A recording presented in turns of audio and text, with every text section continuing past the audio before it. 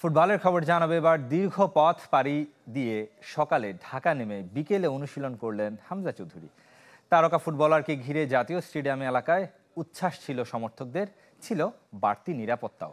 ঢাকা নেমে হংকং ম্যাচে সফল হওয়ার প্রত্যাশার কথা জানিয়েছেন হামজা, চেয়েছেন ভক্তদের সমর্থন।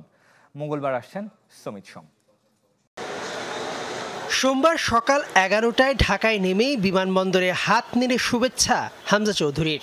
লেস্টার সিটি তারকা লাল সবুজ জার্সিতে হংকং চায়না ম্যাচ খেলতে নিজেও উদগ্রীব।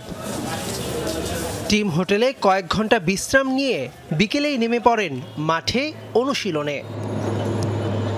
হামজা ট্রেনিং সেশনে থাকা মানেই গোটা দল চাঙা। সতীর্থদের সঙ্গে খুনসুটি জমিয়ে রাখা, কথা ভাগাভাগি, যেন ঘরের ছেলে ঘরে ফেরায় মনে বল বাড়ল সবার। তারপর হাভিয়ের ক্যাব্রেরার অনুশীলনে ঘণ্টাখানেক ঘাম ঝরালো টিম বাংলাদেশ। হংকং বধের পরিকল্পনার বড় অংশ সমিত সোম আসবেন মঙ্গলবার রাত 8:30টায়। ম্যাচের আগে আর দুটো প্র্যাকটিস সেশন পাবে জামাল তোপুরা। আশায় আছি সমিত হলে আমাদের আরো ভালো হবে। এদিকে পুরো আয়োজন সুষ্ঠু করতে ব্যস্ত সময় কাটছে বাফে কর্তাদের। সিঙ্গাপুর ম্যাচের চেয়ে ভালো আয়োজনের নিশ্চয়তা দিচ্ছে ফুটবল ফেডারেশন।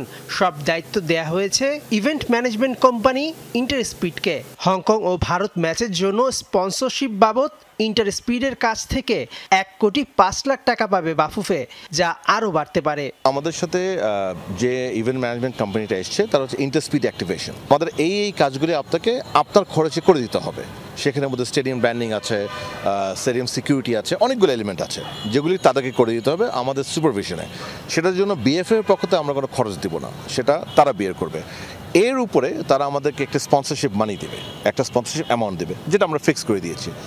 তার বেশি যদি সে আয় করে, মানে অর্থাৎ টোটাল সার্বিক খরচটা করার পরে আমাকে রাইটস ফি দেওয়ার পরে সে স্পন্সর থেকে যে টাকাটা তুলবে তার অতিরিক্ত যদি কোনো টাকা হয় সেটা রেশিও সে আমার সাথে শেয়ার করবে।